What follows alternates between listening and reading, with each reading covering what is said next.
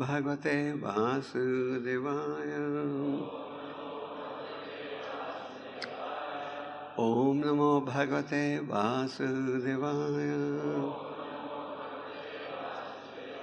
Om Namo Bhagavate Vasudevaya. Yasmin Hari Bhagavan Ijabana. Yasmin Hari Bhagavan Ijabana. Ijyata Murti Yajatam Santanoti. Rama Namogan Sirajagamana. Rama Namogan Sirajagamana. Ante Vayu Ivashisha Atma. In all sacrificial ceremonies, although sometimes a demigod is worshipped, the Supreme Personality of Godhead is worshipped because He is the super soul of everyone and exists both inside and outside like the air. Thus, it is He only who awards all welfare to the worshipper. Purport by His Divine Grace, 𝐃𝐢𝐬𝐭𝐫𝐚𝐜𝐿 Goswami, Srila Prabhupada ki. It is even sometimes seen that demigods like Indra and Chandra are worshipped and offered sacrificial awards, yet the rewards of all such sacrifices are awarded to the worshipper by the Supreme Lord. And it is the Lord only who can offer all welfare to the worshipper. The demigods, although worshipped, cannot do anything without the sanction of the Lord, because the Lord is the super soul of everyone, both moving and non-moving. In Bhagavad Gita, the Lord Himself confirms this in the following shloka from the 9th chapter. Whatever a man may sacrifice to other gods, O son of Kunti, is really meant for me alone, but it is offered without true understanding. The fact is that the Supreme Lord is one without a second. There is no God other than the Lord Himself. Thus the Supreme Lord is eternally transcendental to the material creation. But there are many who worship the demigods like the sun, the moon and Indra, who are only material representatives of the Supreme Lord. These demigods are indirect, qualitative representations of the Supreme Lord. A learned scholar or devotee, however, knows who is who. Therefore, he directly worships the Supreme Lord and is not diverted by the material, qualitative representations. Those who are not so learned worship such qualitative material representations, but their worship is unceremonious because it is irregular. Om Jnana Timirandasya Jnanam Janashalakya Chakshuramitam Yena Tasmai Shri Gurave Namaha Shri Chaitanya Manovisam Sahina Yena Bhutale Swayam Rupa Kadamayam Dadati Swapadamikam Vandeham Shri Guru Śrīla Padakam Shri Guru Vaishnavam Shri Rupam Saragatam Sahagara Raghunatanvitam Tam Tujevam Sadvetam Svadhutam Prijana Saitam Krishna Chaitanya Devam Shri Radha Krishna Padam Sahagara Lalita Shri Vishakhanutam He Krishna Karma Sindhu Dīnabandhu Jagatpate Gopesha Gopika Kanda Radha Kanta Namaste Gaurani Radhe Vrindavaneshwari Vishwanuste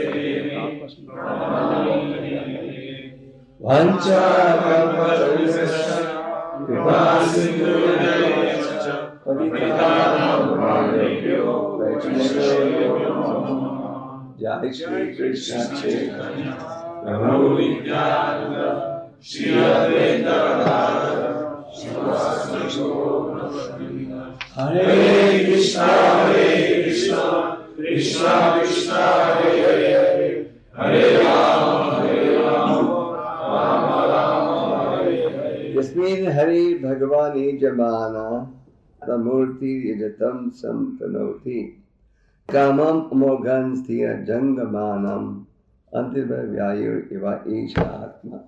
So, we are reading from the chapter entitled Punishment and Reward of Kali.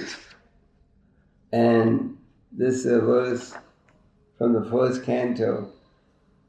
And over here we see that Parikshit Maharaj was the emperor of the whole world. These days you have so many countries, isn't it? And every day the flag is going increasing because countries keep breaking up. But at one time, the whole planet had one emperor, and that was King Parikshit. And of course there were many junior kings, but they were all owed their allegiance to the main king.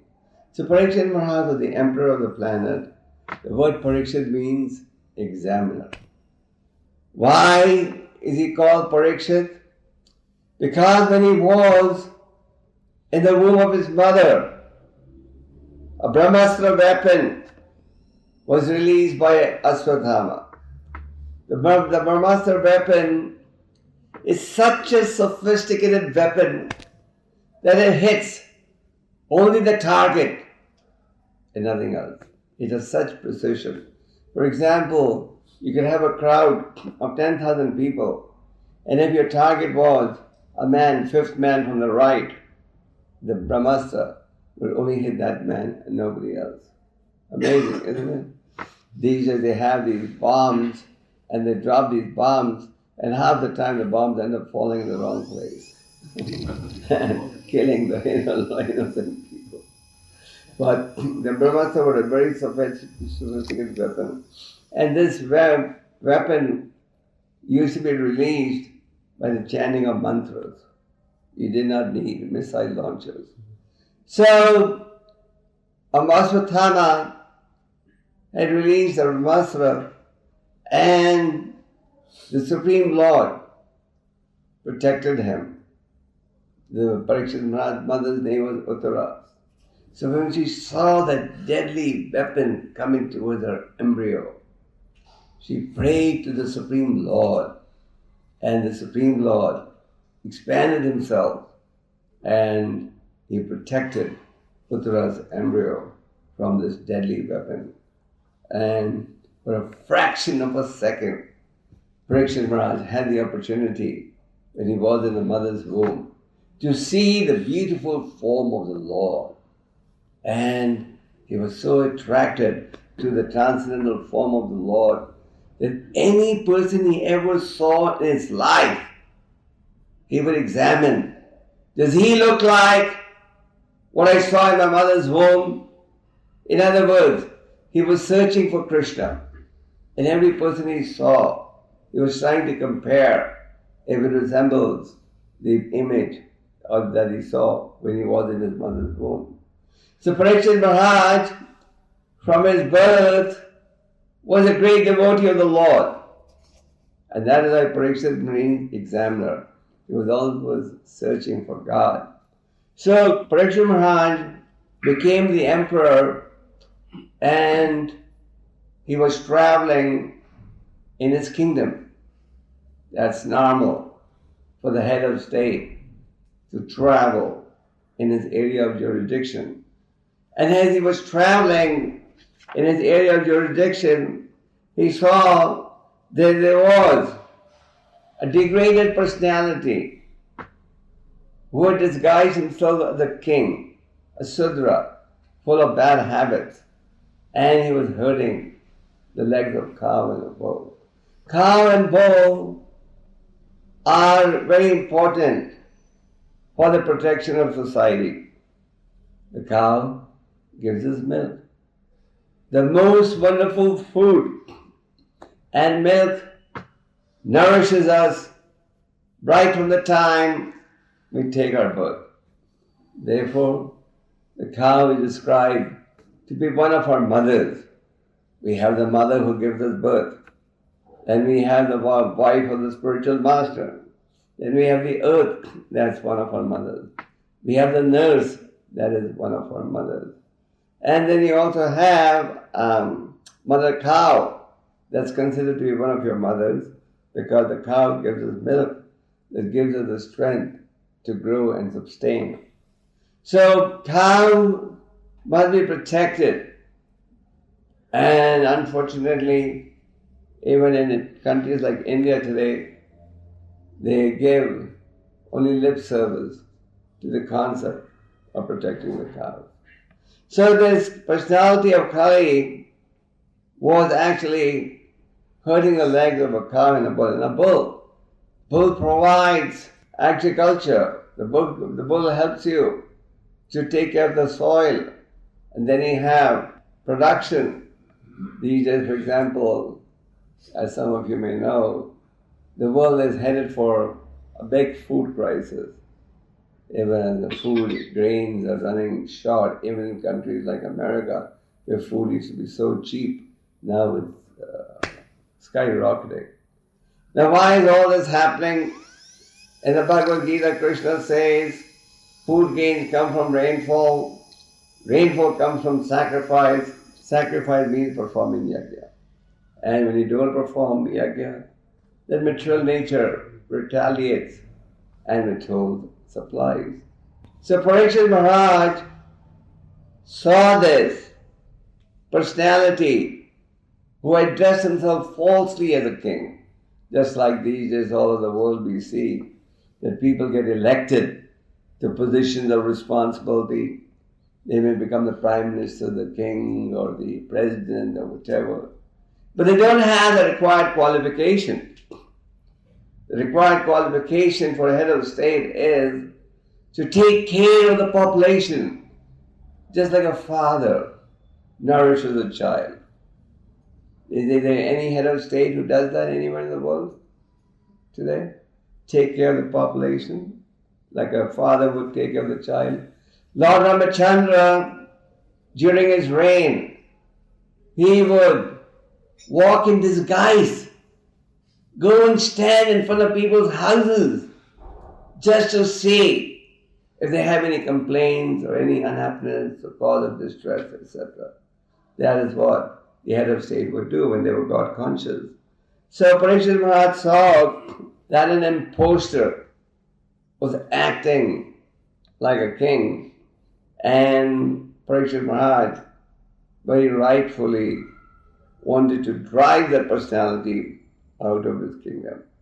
Now, he also saw that the cow was standing on one leg. The other three had been broken by this personality. There are 4 principles of religion. In other words, any religious process, it doesn't matter whether it's Hindu or Christian or Muslim or Jewish, must have 4 essential ingredients. Unless those 4 essential ingredients are there, it's not religion. And what are the 4 essential ingredients? Who knows?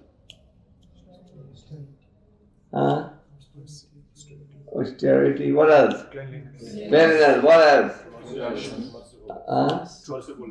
Truthfulness. And what else? Mercifulness. So these 4 ingredients must be there. Austerity, truthfulness, cleanliness, and mercifulness. What does austerity mean? Austerity means we voluntarily abandon what's detrimental for spiritual advancement in favor of what is conducive for spiritual advancement. Just like these days, for example, people are quite health conscious, at least in many parts of the world. And before they eat something, they want to know what the ingredients are, etc. And suppose you may be very fond of rasgullas and gulab jamun. That's it. And you get hit with diabetes. Now then, if you have to survive, will you give up your rasgullas and gulab jamun or keep taking it? If you keep taking, you'll get more disease. And if you take the precautions, you can hope to cure yourself, isn't it? So similarly, we may have so many addictions, we may have so many attractions, but once you come to spiritual life, you recognize what is conducive and what is detrimental. And when you voluntarily give up what is detrimental for spiritual advancement, then that is austerity. Tapo devyam putakajina sattvam. Yes, Lord Rishabdev said, my dear sons, perform austerity for whom? For the pleasure of the Supreme Lord. A mature life today is full of austerity. You see people living in slums, that's austerity. Even people living in big cities, even if you live in a big city like Bombay, Delhi, London, there's such heavy pollution, that's also a type of austerity. But specifically over here, it is said that austerity means performing activities for the pleasure, for undergoing difficulties or sacrifices for the pleasure of the Lord. Then there must be cleanliness. Cleanliness is of two categories, internal and external. Internal cleanliness refers to the cleansing of the heart. External cleanliness refers to our living in a clean environment. In material society, they say, cleanliness is next to godliness. Godliness must be there, but then there must be cleanliness also. So for external cleanliness, we should keep our temples very clean, we should keep our bodies clean, we should have at least 2 baths a day, and we should wear clean clothes, look clean. And then we should chant the holy names, because this is a principal vehicle for cleansing of the heart. Then there should be mercifulness. What does mercifulness mean? Mercifulness means understanding the laws of God and also displaying compassion.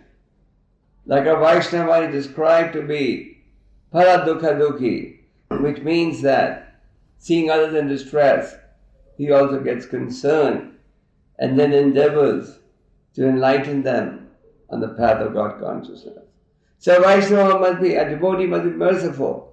These days you see people are so-called religious and they sacrifice animals, isn't it? Whether Christians do, the Hindus do. I was in Orissa recently. So someone told me, there was a famous cricket star. He came there and he sacrificed so many goats so that he can get good runs in his cricket. So the point is to think that we can sacrifice human animals just to get the blessings of Durga actually is sinful. So you can't have a religious process that on the one hand tells you how to love God and serve God and then kill his innocent children. So one must be merciful. And then what is the fourth principle of religion? Truthfulness. Truthfulness means that we should be truthful to the teachings of the Lord, truthful to the teachings of Krishna, truthful to the teachings of the spiritual master, truthful in dealing with each other, truthful in dealing with Vaishnavas. In the Bhagavad Gita, Krishna describes the austerity of the tongue. So what does he say is the austerity of the tongue? First he says, first austerity of the tongue is to be truthful. Because we're so used to being a liar, isn't it? To be truthful in Kali Yuga is a rare commodity. So if you're so used to lying, you sign a legal agreement, you know you're going to break it tomorrow. So one of the austerities of the tongue is to be truthful. At least in terms of practicing Vaishnava culture. A businessman, for example, may say, from you I make no profit. But that is not so much of a lie. Obviously everyone knows that Prabhupada says in the Gita, unless you make profit, how will you live? But we should not be a liar when it comes to following spiritual instructions or in dealing with Vaishnavas, etc. And then austerity of the tongue is to speak the truth, but speak it in a palatable manner. The truth must be spoken, but this truth can be spoken crudely or gentlemanly. If you want to correct someone, you can say, "Hey, you idiot! Don't you know this is not the way to do it?" Or you can be sweeter and say, "This is how it should be done." So the point is, the truth must be spoken, but it should be spoken in a palatable manner. This is the instruction of the Bhagavad Gita. Speak the truth. The another austerity of the tongue is to regularly recite Vedic literature. So these four ingredients must be there: truthfulness, cleanliness, mercifulness, and it doesn't matter whether you're practicing Christianity or Islam or whatever, these four ingredients must be there. And if you have a religious process where this basis is not there, then you cannot have religion.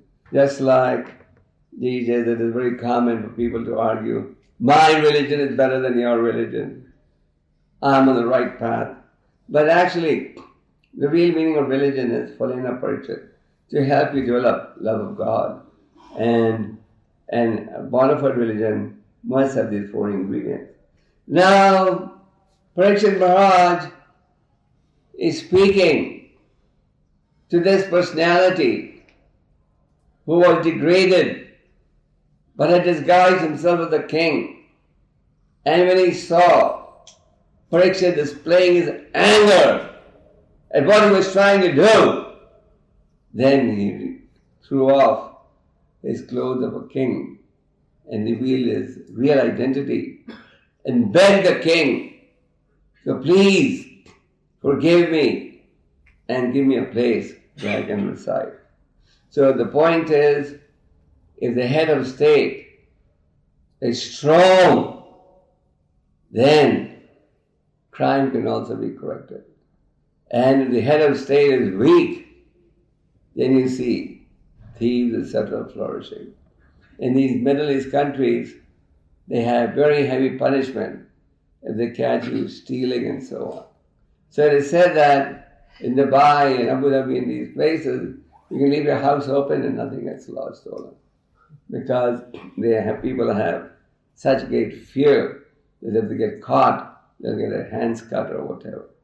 So the point is, if the head of state is God-conscious and vigilant and strict, then there will also be protection of the citizens. And if the head of state is weak, then thieves will flourish, and then there will be nothing but anarchy in society, what you see today.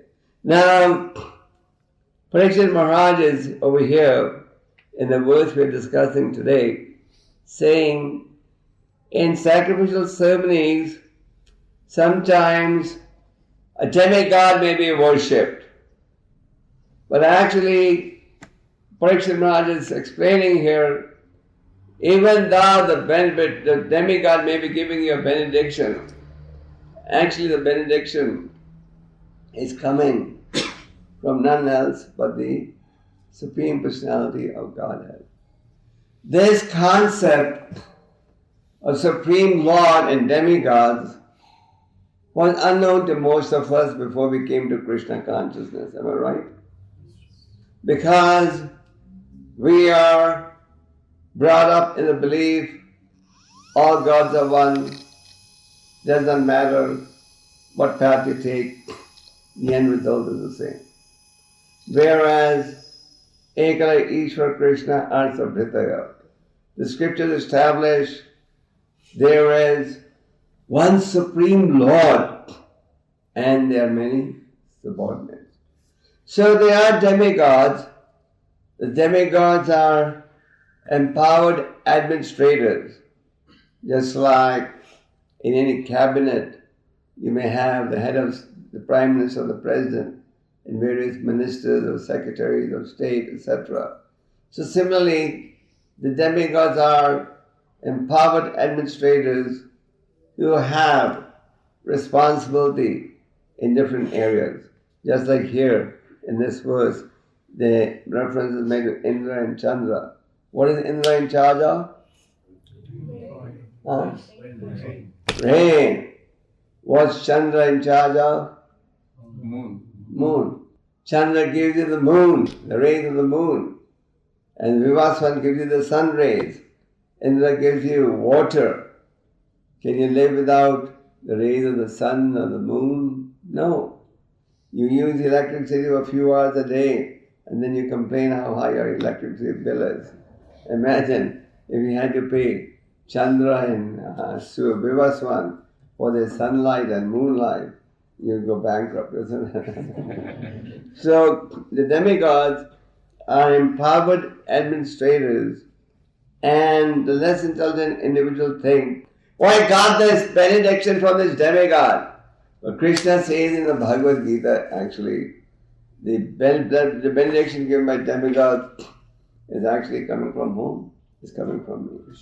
In the Bhagavad Gita, Krishna explains, men of small intelligence worship the demigods. The benedictions are given by me.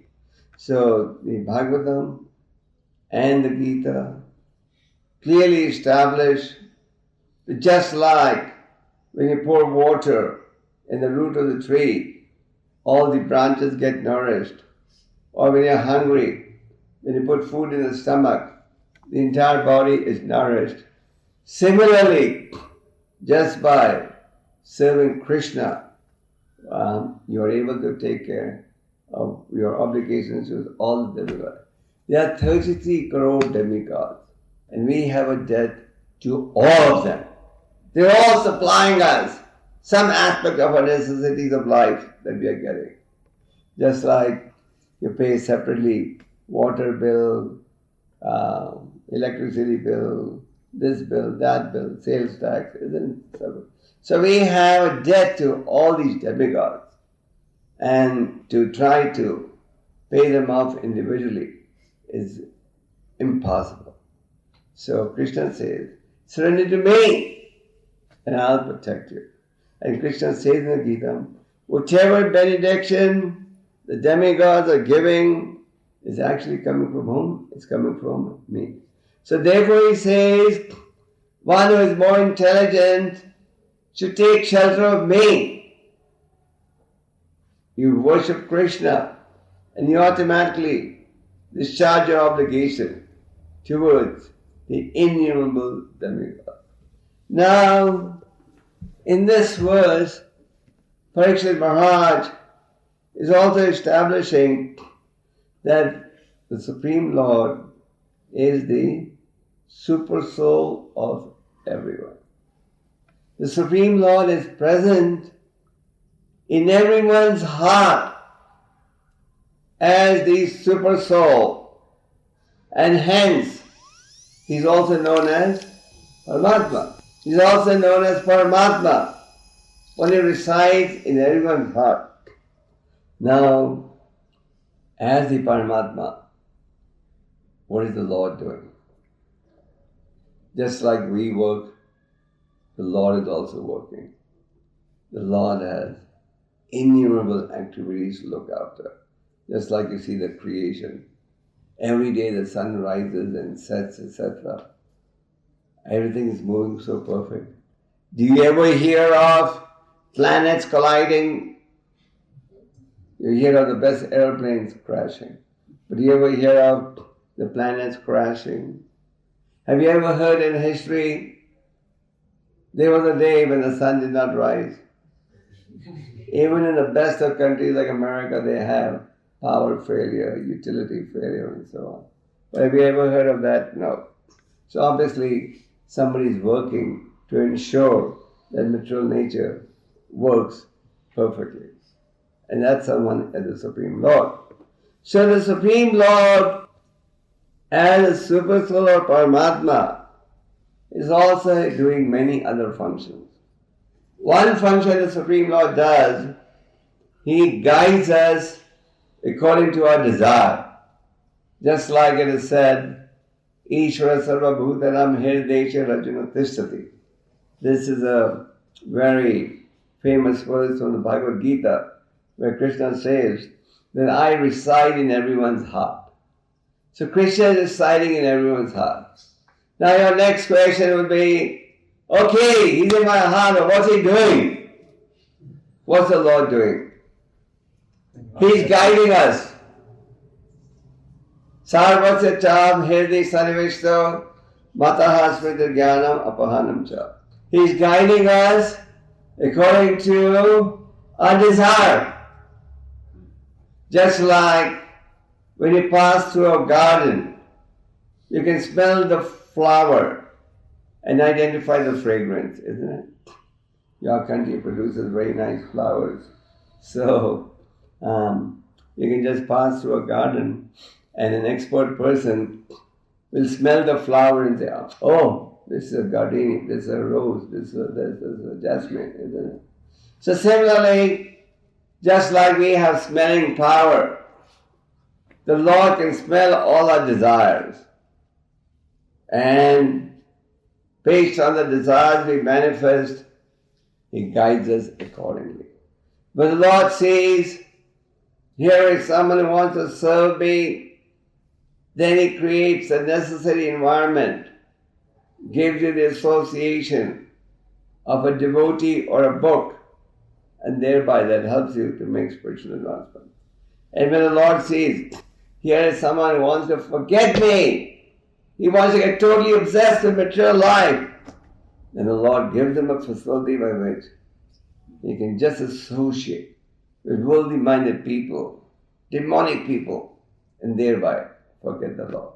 So one duty that the Super Soul does, he guides us according to our desires. Now, sometimes people say, or they question, is God biased? You understand? Is God biased? Is He prejudiced? Why is it some people are enjoying and some people are suffering? Why is it that child has been born handicapped and that child has been born with a silver spoon? Is there any logic or just by accident? Like they pull lottery numbers, the computer pulls the numbers. Is it a lottery number that gets pulled and A gets a silver spoon, B gets a... No, there is a law and law of karma. And the Lord is not biased towards anyone. The Lord is just witnessing, just like a judge in a court witnesses and he judge sentences people according to the extent of their crime. So similarly, the Lord is unbiased and He just ensures that the laws of nature run properly and He guides us according to our desires. Another activity the Lord and the Paramatma does, He is the ultimate sanctioning authority. What does this mean? You must have heard this famous phrase, man proposes, God disposes, isn't it? Actually, it is man proposes and Paramatma disposes. How does Paramatma dispose? You have your wish list. I want this. Paramatma is the ultimate sanctioning authority. Just like you may write a check for any amount you want, but then before the amount is really sanctioned, the clerk in the bank sees what your balance is and only releases that much. So similarly, the Lord is the ultimate sanctioning authority. You may have a desire that I shall have a Ferrari car, nice seaside residence, this, that, and you can manifest it. But then the Lord says, what's your balance of karma? And instead of a Ferrari car, you're just entitled to a broke second-hand Maruti. That's what you end up getting. Now also, in mature life, there's suffering and happiness both that you experience. So sometimes when you're suffering, you get desperate, depressed, and when you're so-called enjoying, you seem to have low blood pressure and seem to be in a happy mood. It doesn't happen. Now, how is it that this karma is working? Of course, we get a quota of happiness and distress based on our activities. Prahlad Maharaj in the 7th canto says, do not over-endeavor because you're not going to get a drop more than what's your destiny. Sometimes people just endeavor to make material life successful.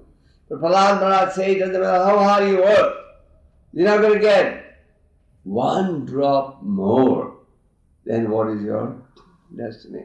So Prahlad Maharaj says, better use your valuable human life for spiritual cultivation. So, Bhagavad Gita explains in the 6th chapter that one who has controlled his mind, he is peaceful in all situations, happiness and distress. Just like we have to go through distress. Now when you go through distress, nobody likes it, is it? Am I right? But if you look at it from a spiritual angle, distress also is welcome. Why? Because distress means you're wiping out your debts.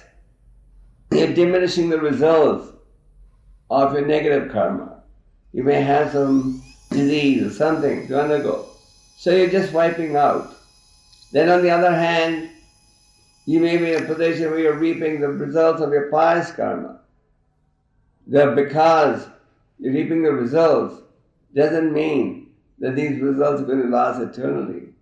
They're also going to get exhausted. Just like you may inherit a big fortune, but if you don't use it correctly, then it's going to get exhausted. So we may inherit some pious karma, but if we don't use it properly, then it gets exhausted. So the point to understand is that the Lord as a super soul is also the ultimate sanctioning authority of everyone. Now, He is a super soul and He exists both inside and outside like the air. Sometimes people say, if God is all pervasive, how can God retain His original form? In other words, if God is present everywhere, isn't that what they say? God is present everywhere. Then how can God retain His original form? Now for God, this is not difficult because He is achintya, inconceivable. For the Lord, nothing is impossible. You see the sun disk. The sun disk is located in the sun planet. Its rays are everywhere, but it still has its original identity. So God is all pervasive, and He awards all welfare to the worship, as it is being said here. In other words, the Lord reciprocates according to the degree of surrender. Just like Bhagavad Gita says, Ye yathamam prapadante. All of them, as they surrender to me, I will reward them accordingly. So one who is more intelligent, he understands that the demigods are subordinate to the Supreme Lord. There are 10 offenses that we should be aware of in chanting the holy names of the Lord. The holy names of the Lord are beneficial regardless of how you chant. But if you want to take full benefit, then of course you should chant attentively and avoid the 10 offenses. And what is one of the 10 offenses? You consider demigods to be equal to or independent of the holy names of Lord Vishnu. So to think that the demigods are equal to the Lord or they're independent of the Lord is actually a great offense. So the Supreme Lord is one without a second. There's no other Supreme Lord, but there's only one. And Ishvara Parama Kṛṣṇa Sachidananda Vigraha Anandiradir Govinda Sarva Karna Karna. And who are the demigods? Empowered administrators. In the Srimad Bhagavatam 10th canto, you read about so many stories how the Supreme Lord came to the rescue of Shiva. Which is that famous story, we came to the rescue of Shiva? Rakasura. Lord Shiva had given a benediction to demon Rakasura. That Rakasura had gone to meet Lord Shiva on Mount Kailash and not seeing the Lord, he started offering flesh from his body in a sacrifice. Shiva came and said, "Hey, what are you doing? Why are you offering flesh from your body? It's not sinful, harmful. But I wanted a benediction from you." So Lord Shiva is Ashutosh. Ashutosh means easily pleased and easily displeased. So Lord Shiva said, "I'll give you the benediction, don't worry." And he restored the flesh into his body. He was compassionate. And then he said, "Okay, what's the benediction you want?" "I want the benediction, wherever I place my hand, everything underneath that will burst." Well, Shiva said, "This is a very destructive benediction. How can I give you that? I can't let you destroy the universe." But he said, "You already promised me." So hesitatingly, the Lord gave him this benediction. And this Rakasura, like other demons, had an evil eye. So as soon as he got the benediction, he spread his hand. So he wanted to place his hand in the head of Lord Shiva, because he had his eyes on Parvati. And then Lord Shiva had to flee. And ultimately, who rescued the Lord? Lord Shiva finally reached the spiritual planet, and where the Lord had disguised himself as a brahmachari. So when Rakasura came running behind, he said, "Rakasura, why are you running?" He said, "I'm chasing Shiva." "Why are you chasing Shiva?" "He gave me a benediction that wherever I place my hand, everything underneath will burst, and I want to place my hand on his head." So the Lord said, "But don't you know, ever since Lord Shiva had a fight with his father-in-law Daksha, his benedictions have no potency. So if you really want to make sure that his benediction is not working, first test it out. And then if it doesn't work, then you have reason. He lied, so you're going to take action. But if without any cause you do it, you'll have to take on the sinful reaction." So Rakasura thought, good idea. And so he kept his hand where? On his own hand. And on his own hand, as he kept it to test how potent the benediction was, he had burst and died. So there's so many stories. This is just one example from the Bhagavad Gita. So the demigods all acknowledge whom? That Krishna is the Supreme Personality of Godhead. Lord Shiva gave the Prachetas a song to glorify the Lord, which was nothing but a song glorifying the Supreme Lord Sri Krishna. So the Bhagavatam verse is saying that Krishna rewards according to the degree of surrender of the devotee. You surrender 1%, you pay 1% premium, you get 1% coverage. You pay 20% premium, you get 20% coverage. Krishna makes it very clear. All of them is surrendered to me, I reward them accordingly. So in this verse, it has been clearly established that Krishna, the Supreme Lord, the demigods are empowered administrators, and one who is intelligent worships the Supreme Lord, who is the cause of all causes, and the Supreme Lord is the cause of all causes. It's also available in his Paramatma feature, where he guides us.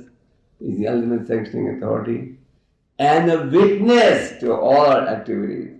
Sometimes people say, who is witnessing all my activities? Just like in a mature court of law. You can murder somebody, but if you cannot produce witness that this man murdered, you escape, isn't it? That's why these professional criminals do it in such a way there's no witness. So, sometimes one may say that who is witnessing all my activities? So all our activities are being witnessed by whom? Paramatma. The Paramatma is a witness to everything. Therefore, one should take shelter of the Supreme Lord through the process of devotional service, and the devotees understand that whatever benediction the demigods are offering is actually coming from whom? From the Supreme Lord. Therefore, we go directly to the Supreme Lord. Just like if you want to touch the tip of your nose, you can touch it straight or try to stretch your hand around your back to reach your nose. Which is easier? To touch it straight. Better take the direct route to Krishna rather than the indirect route.